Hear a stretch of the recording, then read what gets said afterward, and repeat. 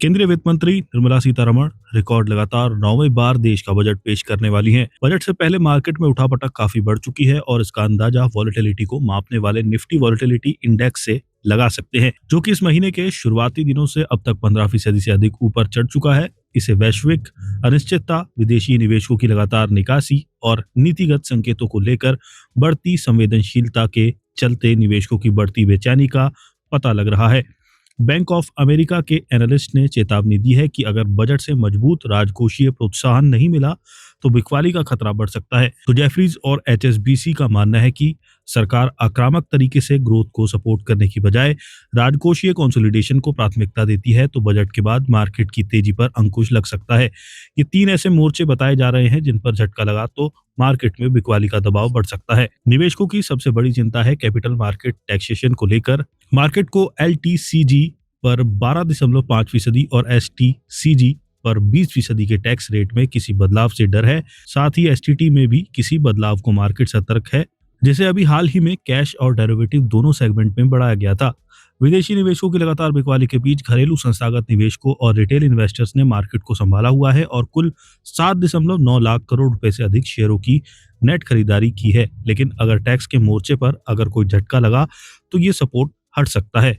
Fyers के को founder और सीईओ तेजस खोड़े का कहना है कि अगर टैक्स की दरें बढ़ी तो निश्चित ही बिकवाली का दबाव बढ़ेगा। मार्केट के जानकार का मानना है कि बजट में एलटीसीजी की एग्जम्पशन लिमिट को 1.25 लाख से बढ़ाकर 2 लाख किया जा सकता है, या छोटे कैपिटल गेंस को सेक्शन 80A के रिबेट के तहत लाया जा सकता है। हालांकि गोल्डमैन सैक्स और जेफरीज का मानना है कि टैक्स में राहत की उम्मीद फिलहाल नहीं दिख रही है, क्योंकि टैक्स कलेक्शन कमजोर हो रहा है और रुपया भी पिछले साल 2025 में से 5% से अधिक कमजोर हुआ। वहीं दूसरी तरफ एनमा होल्डिंग्स के डायरेक्टर मनीष चोखानी का मानना है कि बजट में टैक्स से जुड़ी किसी झटके का ऐलान नहीं होगा और साथ ही उन्होंने ये भी कहा कि बड़े पीएसयू एसेट्स की बिक्री से 2000 के शुरुआती दशक जैसे सुधारों की तरह विकास को रफ्तार दे सकते हैं। उनका तो ये भी मानना है कि अगर टैक्स रेट में कोई बदलाव नहीं होता है, यानी कि अगर इसे घटाकर राहत नहीं दी जाती है, तो भी शॉर्ट टर्म में खरीदारी का रुझान दिख सकता है। लेकिन अगर कोई कड़ा ऐलान होता है तो विदेशी निवेशकों और दूरी बना सकते हैं। पिछले साल 2025 में निवेशकों ने सरकार के लगातार सपोर्ट की उम्मीद पर डिफेंस, इंफ्रा, रेलवेज और क्लीन एनर्जी पर तगड़ा दाव लगाया। हालांकि अगर इस बार बजट में इन सेक्टर्स को आवंटन कम होता है तो इनमें निवेशकों का रुझान फीका पड़ सकता है।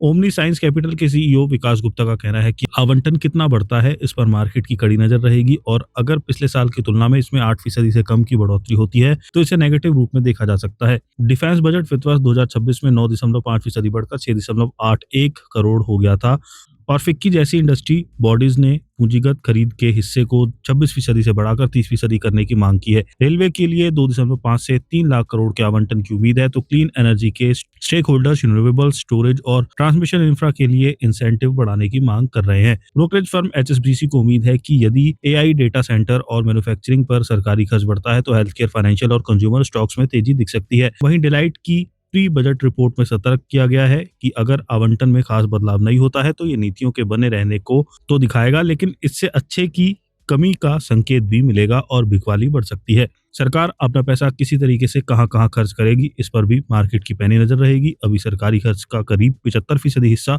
रेवेन्यू एक्सपेंडिचर का है और कैपिटल एक्सपेंडिचर महज 20 से 25% है। तेजस खोड़े के मुताबिक ये असंतुलित खर्च है और उनका मानना है कि कैपेक्स का हिस्सा बढ़ना चाहिए। एनालिस्ट के मुताबिक कैपेक्स की मजबूत ग्रोथ से प्राइवेट इन्वेस्टमेंट साइकिल ट्रैक पर आएगा और साइकिल सेक्टर्स को सपोर्ट मिलेगा। ईवाई का अनुमान है कि वित्त वर्ष 2026 में प्रभावित कैपेक्स 15.5 लाख करोड़ रहेगा, जो जीडीपी का 4.3% है। लेकिन उसने ये भी चेतावनी दी है कि वैश्विक उठापटक से सरकारी खजाने को झटका लग सकता है। एनालिस्ट के मुताबिक बजट में राजकोषीय घाटे कैपेक्स के बीच संतुलन ही बाजार की दिशा तय करेगी।